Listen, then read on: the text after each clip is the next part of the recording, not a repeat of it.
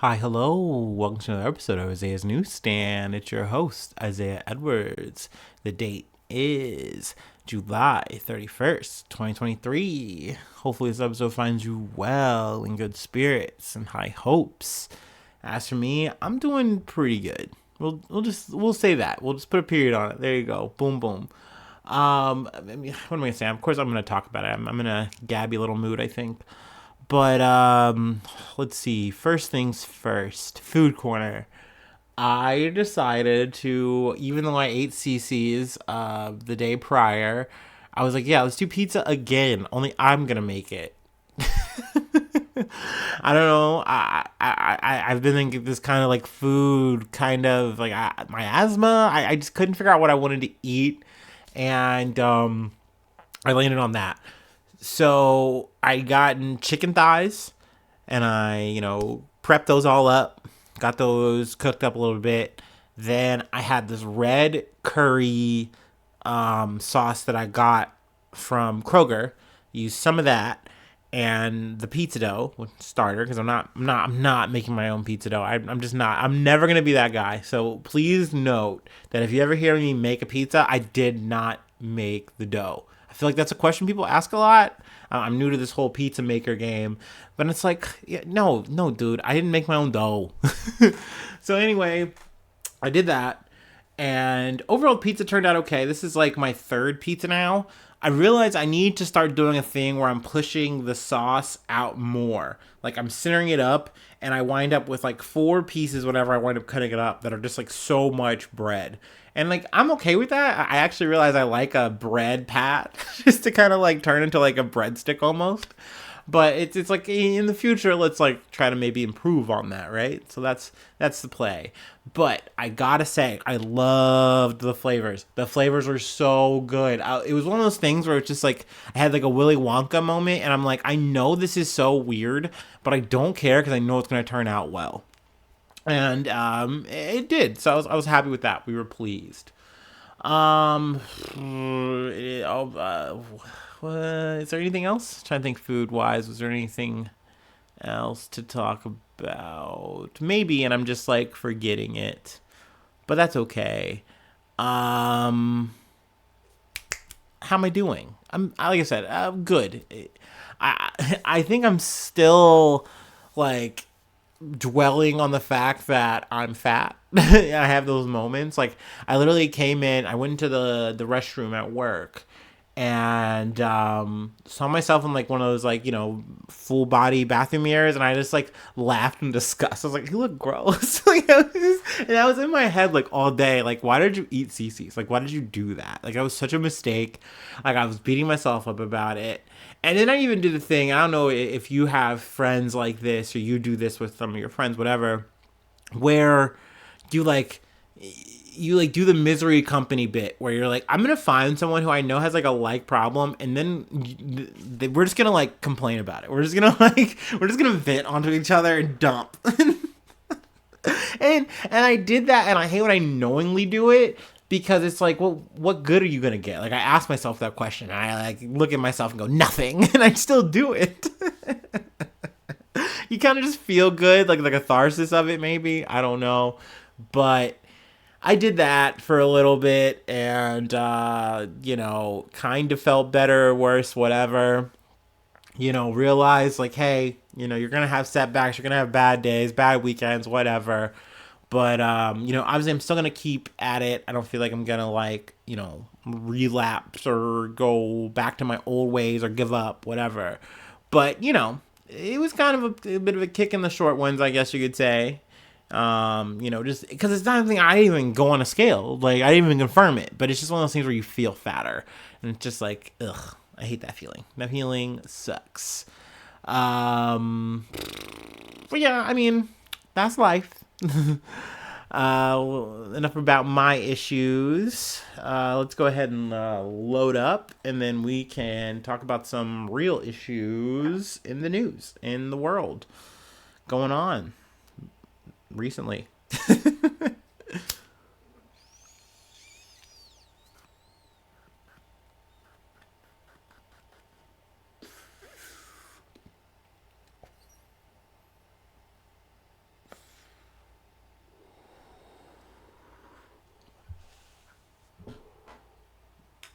Ooh wee. Ooh. I have been watching more MasterChef though, so that's the good news. It's been nice getting back on my reality TV shit.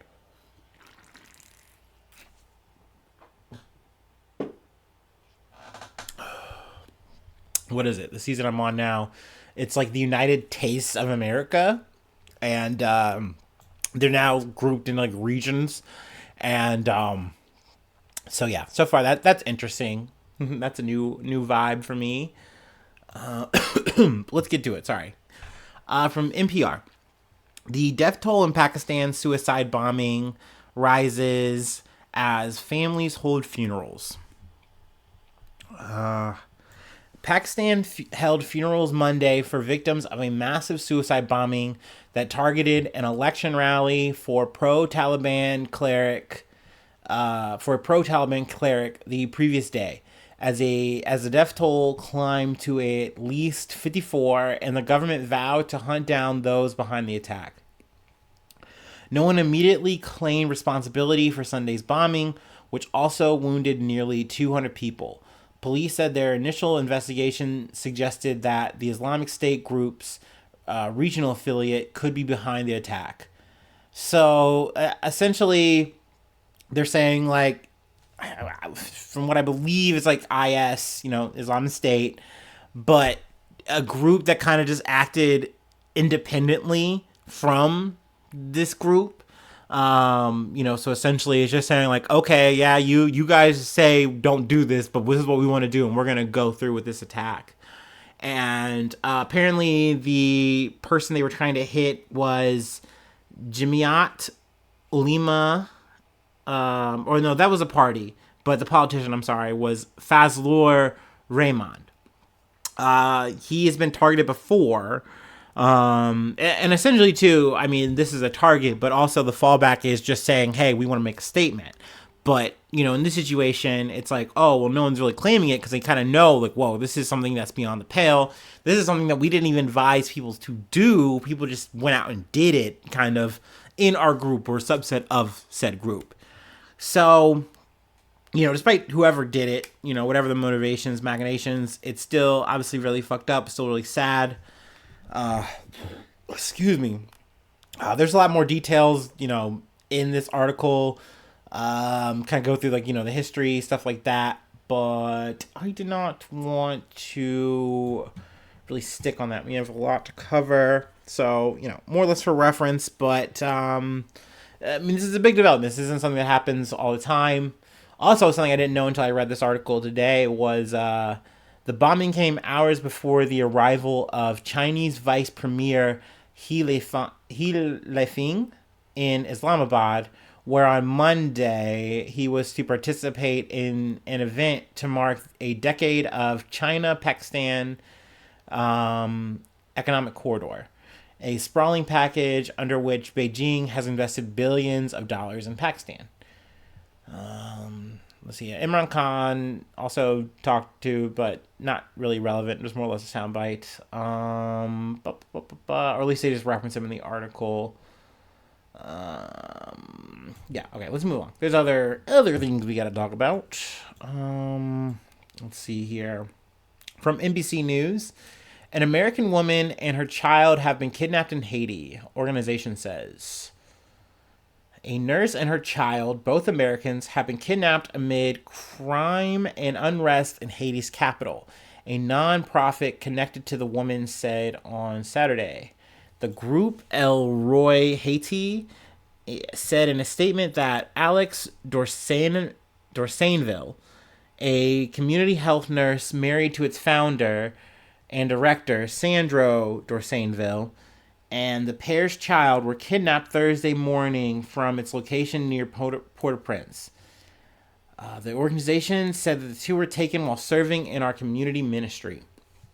Also, I mean, this, kidnappings have been on the rise lately. We've talked a decent amount about Haiti, whether it be from the assassination that took place, what was it, Moise? And then we've also talked about, the earthquake. Obviously, though, problems in Haiti have been a very ongoing issue. Sadly, they continue to be, but I mean, really, the situation has gotten so bad that people cannot even leave their homes. I feel like a lot of what I'm hearing in, like, just listening to BBC and stuff like that, they're taking a lot of the opportunity to kind of ping off the situation and really talk about how bad things are continuing to get. Like the fact that people are literally not able to leave their houses, that, farmers can't even, get their mangoes, harvest their mangoes because they can't take them anywhere. The markets and the places you go to are controlled by gangs. At this point, more or less all of the government is more or less hollowed out because, we can't do elections, things can't get done, since the assassination of Jovenel Moise. I believe that's his name. I'm fuzzy on that. But, it's catastrophe after catastrophe in Haiti.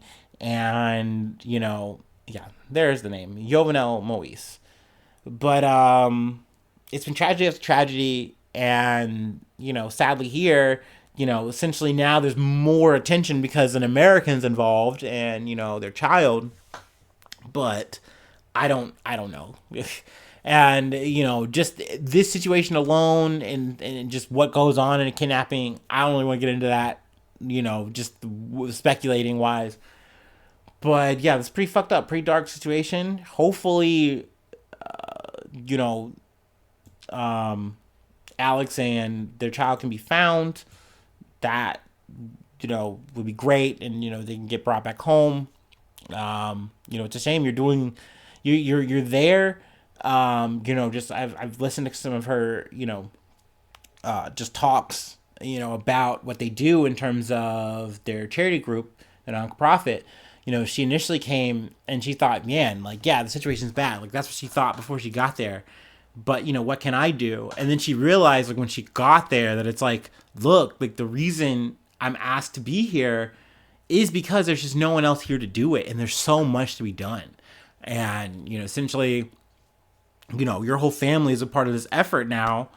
And, now you're even further enwrapped in it in a bad statistical way, which really fucking sucks, So, yeah, I mean, hopefully, like I said, something, I can come back with some good news on this story, from the story. But that is where it's at as of now. And then to kind of close out here, at least in terms of the usual news I talk about, I did want to do an update on Ukraine, at least a little bit. Let's see, from Axios, Zelensky says war is returning to Russia after Moscow drone attack. Ukraine's President Volodymyr Zelensky issued a warning to Russia's invading forces Sunday after the Kremlin accused Kyiv of overnight drone attacks on Moscow. Now, essentially, Ukraine's government has not claimed this drone attack. They haven't, like, officially said it. But, essentially they're kind of doing the shrug emoji, doing, what goes around, goes around, goes around, goes around, goes back around. If you know that song, that's dope. You probably don't if you're a Zoomer and or, your taste in music is like, I didn't listen to Justin Timberlake. Fair king, fair queen. Just keep it moving. I will read a quote. Today is the 522nd day of the so-called special military military operation, which Russian leadership expected to last for a week or two. That was from Zelensky in a televised address. But yeah, I mean, essentially they're just saying, hey, look at us now. Look at where we're at. Now you guys got shit going on in your backyard. But in terms of like what the damage was, it was pretty minimum. There was no loss of life. Essentially the drones were like shot down. I think some did some damage to like some buildings where either there was like businesses or like some, actual tenants or whatever. But like I said, no one's really hurt. Minimum damage. I think this is just kind of more or less a symbol. But I did want to use this kind of article. I haven't talked much about Ukraine, right? I feel like I hammered this shit hard in the beginning when it started. And I realized, like, for myself, like, look, I don't cover every conflict like I'm covering the situation between Russia and Ukraine. Why is that? And, I personally went through my own reasons on why, yada, yada, yada. And, now that it's definitely become more every day, like I kind of expected it to become, sadly, because no one's come to the table yet, and inevitably we have to, but like until then, I just don't want to have my eye on the sparrow every fucking week, every fucking day. Like I'm cool on that. But I do want to do bump updates when I can. So in terms of the counteroffensive, it's ramping up. But I mean, it's just more villages. It's not big territories. It's pushes into Crimea, maybe, I'm thinking, but not big ground. Not much has been made. On the other side, there's an article I want to talk about from the AFP. 4 killed by Russian strikes on central Ukraine city. At least 4 people were killed, including 10-year-old child, after a Russian missile attack on the central Ukrainian city of Kryvyi Rih on Monday, which I believe is Zelensky's, hometown that they hit. But among the dead were a 10-year-old girl and a 45-year-old mother, and her 45-year-old mother. The head of the city's military administration, Alexander Vilkul, said in a televised comment. The 2 other victims were 2 men, while another 53 people were injured, which is obviously very unfortunate. There was also other missile strikes that have taken place. Let's see. Last month, there was a missile strike that destroyed a 5-story apartment building in the city and killed 12 people. In terms of a Wagner update, I kind of missed this when we were talking about the Niger coup. That's still ongoing. It's still like, oh, who's in charge over here? It's still not the president. But was it with Wagner? Essentially, they were saying like, oh yeah, good job, Niger. Which is a bad sign because they've kind of been moving in where the West has kind of been moving out. Essentially, these governments, after they moved out the Western power, they're like, look, we do need help. Like, we just didn't like how the West was helping us. And essentially now there's worry and fear that, Wagner might kind of fill in that void. So, we'll see there. But Wagner's still very active, not banished. They're still making moves. The Kremlin's still firing missiles. Ukraine's still doing drone strikes, still, talking about a counteroffensive. So there's that. We talked about that. We're up to speed. Whew. Okay, I'm going to take my break, and then we're going to close out, more or less. And it's not good news, sadly.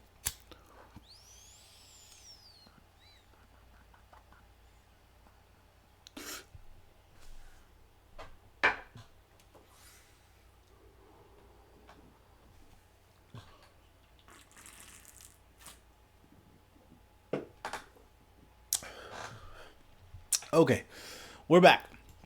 Now, sadly, there's a death. There's been a few deaths that I've not really been covering. Some breaking news stuff, too. I figured let's just do kind of a quick rundown to kind of close this out. I hate it. Like, I hate talking about death. Like, death is a really subject. It's not fun to cover. Plus, you guys already know this whole fucking production is scuffed. So I feel bad talking about either people I've looked up to, cared about, like, been like, oh my gosh, my person, they're gone. Like, I hate just doing watch coverage on that. And then especially when I don't cover or cover badly someone who's someone's fave or someone there that's important to them, like, I feel bad about it. So I just don't like going into obituary mode. It's something I kind of skip with the sports. But when it is someone I do truly like want to talk about, I go, okay, let's cover it. And then also if I do get the chance, I do, try to cover who I can. So from today, Paul Rubens, best known as Pee Wee Herman, dead at 70 after years with cancer, a treasured friend. I got this article from People. They talk about his career. They talk about, his struggle, with cancer. I obviously didn't know about it. I was like, well, damn, that's crazy. And very sad. Like I grew up, watching the movie, watching his show. Um, so and then also weirdly, I remember being a teenager watching like VH1, and like they would like kind of go through zeitgeist personal big moments in throughout the years, 80s, 90s, yada yada yada. And when they got to Pee Wee Herman, they talked about how like, oh shit, he went to like that adult movie theater and had his like, the hole in the popcorn. And, they roasted him a bit for that. And I was like, oh my God, that's so crazy. I did not know that. But, I didn't grew up and look back at it. And it's like, yeah, that's crazy. But, he's an adult. And is that the right thing to do? No, you shouldn't do that. Even, at a booby tuby. But yeah, you shouldn't also be condensed down to your worst moment, I think. At least if it's that, in my opinion. So I'm glad he at least had a bounce back. I do remember seeing him later. I think maybe he even got like a later thing in Netflix or something, if not mistaken, with Pee Wee or another movie, right? I don't know. I'm fuzzy. And you guys know I'm out the oven. But there was that. Then also Angus Cloud from Euphoria. I didn't watch Euphoria, but I do remember him. I also remember seeing him in like a commercial. Like after it, I always like seeing an actor maybe I've seen clips from or whatever. And I was like, oh, good. I'm glad, they're doing their thing. They're still keeping it going. It's more than just the Zendaya show, which is kind of how I looked at Euphoria. Zendaya does great work in that, but I just did not like Euphoria. The vibes were not it for me. But I mean, hey, not to yuck anyone's yum. And it's not about that. Obviously, a person died. Died at 25 years old. So, young kid. To kind of keep further on, because like I said, this is a roundup from people from last week. Tony Bennett, 96 years old. He passed away. Maybe the last, official crooner. It's kind of now down to what? The Michael Bublé? The Christmas special, if you will, R.I.P. Tony Bennett. I really don't have too much to say about Tony Bennett. I kind of listened to him a little bit when he did the Gaga thing, but he was. I heard this last week. Apparently, women wore black the day this man got married, because it was like, he had that riz, and they were just like, damn, that's like, it's over. It's over. Which that's a lot. That's a lot of pull if you got ladies wearing black on the day you get married, like it's a funeral. So yeah, R.I.P. And then Sinead O'Connor, 56 years old. So yeah, she also passed away. Singer. They talk a lot about her, the cover she did of Prince's Nothing Compares to You. Banger ass fucking song. She's done other great works and stuff like that as well. Big in the scene. I know a lot of my friends were really like sad, which is another reason why I was like, damn, I do not want to do some like half-ass condolence just because I listened to a couple of her songs. You know what I mean? So, yeah. I am going to take this opportunity, though, to randomly say fuck Morrissey, because he was like, if you weren't there for her, then don't speak up, da da da. And I'm like, yeah, that's valid, but like, please don't speak. Please button up your shirt and just like live your life, Morrissey. We get it. Me is murder. I just like him, and I know I'm taking this time to platform that, and I know I'm terrible. But this is why I don't like doing obituaries. I cannot bring levity to it properly. I just fuck it all up. But yeah, that's the news for today. I'm giving you a little lasagna, nice and hot for the most part. Maybe we overcooked or undercooked some layers. I'm sorry. Forgive me, chef. Okay, that's it though. I do have to shill. Patreon.com/Isaiah News. If you'd like to support financially, you come in newsy. Tomorrow I'm doing the shout out. Hopefully I don't forget like a dummy. I won't. Keep me honest, guys, gals, everyone. I'm not gonna forget my newsies. I shout you out once a month. And, I say your name, I shout out a project you're doing, whatever you'd like me to tag, I can do that for you. That's the thing. That's the thing we do over here. Also, you can hit me up on Gmail, isaiahnews1@gmail.com. And then also I have a Discord, and I'm on all the socials. So just, find me on those or hit me up for the Discord. I'll gladly give it to you. It's gonna give it to you. Let's see. That's really all I have. Thank you so much for tuning in. Thank you so much for being a friend. And hopefully I'll see you soon for some more good news. I love you. Bye bye. Mwah.